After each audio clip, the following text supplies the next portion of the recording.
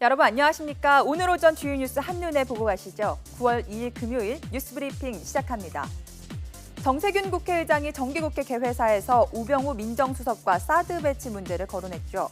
발끈한 새누리당 정기국회는 첫날부터 파행했습니다. 밤샘 농성을 벌인 새누리당은 오늘 긴급 의총을 열어 앞으로의 대책을 논의합니다. 현재 정 의장의 사과나 유감 표명 또는 사회권을 부의장에게 넘길 것을 요구하고 있습니다. 정진석 원내대표는 이런 요구를 거듭 전달하기 위해 정 의장과 면담할 예정인데 정 의장의 입장도 완고해 접점을 찾을 수 있을지 불투명합니다. 한진해운 선박이 화물을 나르지 못하게 되면서 해상 운임 인상이 현실화하고 있습니다.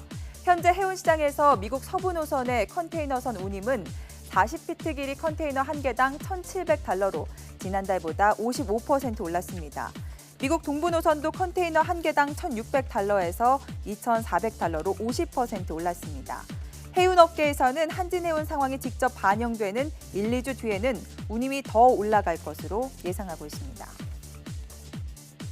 공정거래위원회가 생리대 가격 거품 논란에 대해 정식으로 조사에 들어갔습니다. 관계 당국과 업계 얘기를 들어보면 공정위는 유한킴벌리와 LG 유니참, 한국 P&G 이 세 개 회사에 대해 직권 조사를 벌이고 있고 최근에는 현장 조사도 진행한 것으로 전해졌습니다. 이들이 시장 지배적 지위를 남용해 생리대 가격을 부당하게 높게 유지하고 있는지를 조사하고 있는 것으로 알려졌습니다. 유한킴벌리가 55% 등 세 회사 제품의 시장 점유율을 모두 합치면 93%에 이릅니다. 삼성전자가 폭발 논란에 휩싸인 갤럭시 노트7 배터리를 전량 리콜하기로 했습니다. 이르면 이번 주말 구체적인 방안이 발표될 것으로 보입니다. 리콜 방식은 환불이나 신제품 교환보다는 배터리만 교환해주는 무상 수리 서비스가 될 가능성이 높은 것으로 보입니다. 서울시가 고용업주로부터 부당 대우를 받은 아르바이트생들에게 카카오톡으로 신고를 받습니다. 신고를 하면 서울노동권익센터에서 근무하는 노무사 3명이 1대1로 답변을 해주는데 평일 오전 10시부터 오후 5시까지 상담할 수 있습니다.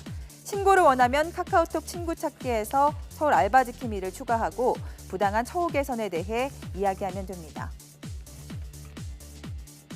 이제 서울 지하철 출입구 10m 안에서 담배를 피우다 적발되면 10만 원 이하의 과태료를 내야 하죠.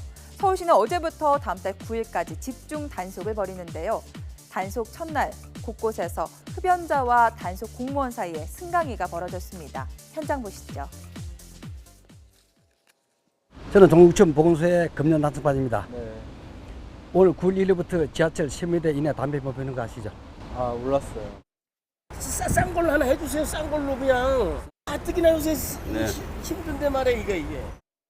집중 단속 기간 후에도 전담반을 편성하여서 지하철 출입구 구명구역이 정착될 수 있을 때까지 철저한 단속을 지속할 예정입니다.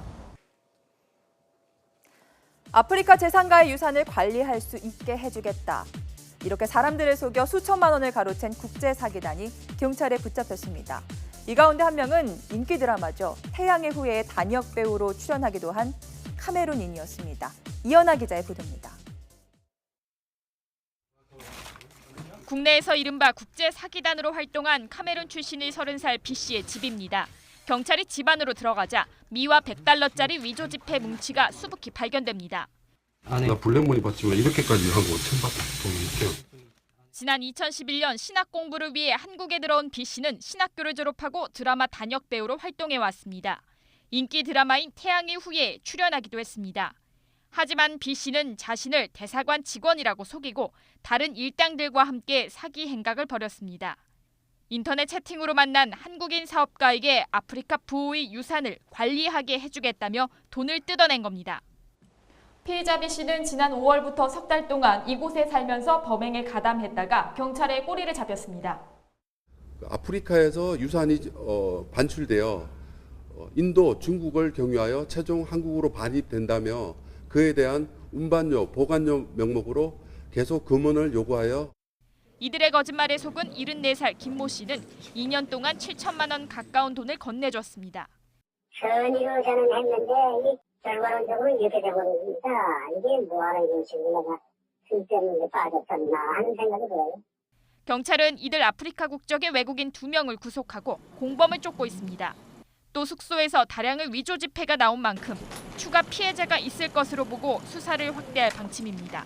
YTN 이연아입니다. 텔레뱅킹으로 돈을 잘못 송금해도 이를 돌려받을 길이 없어 이용자들의 걱정이 깊어지고 있습니다. 농협 텔레뱅킹을 통해 부동산 계약금 1억 원을 수협 계좌로 이체하려던 이용자가 계좌번호를 잘못 눌러 엉뚱한 사람에게 송금한 뒤 바로 오류를 깨닫고 반환 요청을 했습니다. 하지만 은행은 송금 오류를 통보받고서도 엉뚱하게 송금받은 사람이 인출을 요구하자 아무 말 없이 돈을 내준 뒤 다음 날에야 착오 송금 사실을 알린 것으로 드러났습니다. 예금주는 추후에 돌려주겠다며 반환을 미루고 있고 수협은 은행이 돈을 잘못 받은 사람에게 강제로 반환을 요구할 의무는 없다고 밝혔습니다. 오늘 새벽 1시 20분쯤 서울 도곡동에 있는 사거리에서 승용차끼리 부딪히는 사고가 났습니다. 이 사고로 운전자 40살 안모 씨 등 2명이 다쳐 병원으로 옮겨졌습니다. 경찰은 현장에 있던 목격자 진술을 토대로 사고 원인을 조사하고 있습니다. 12호 태풍 남태운의 간접 영향으로 오늘 남해안과 경남 지역에 150mm 이상의 폭우가 쏟아질 것으로 보입니다. 일본으로 향하는 태풍이 몰고 온 강력한 수증기 때문인데요.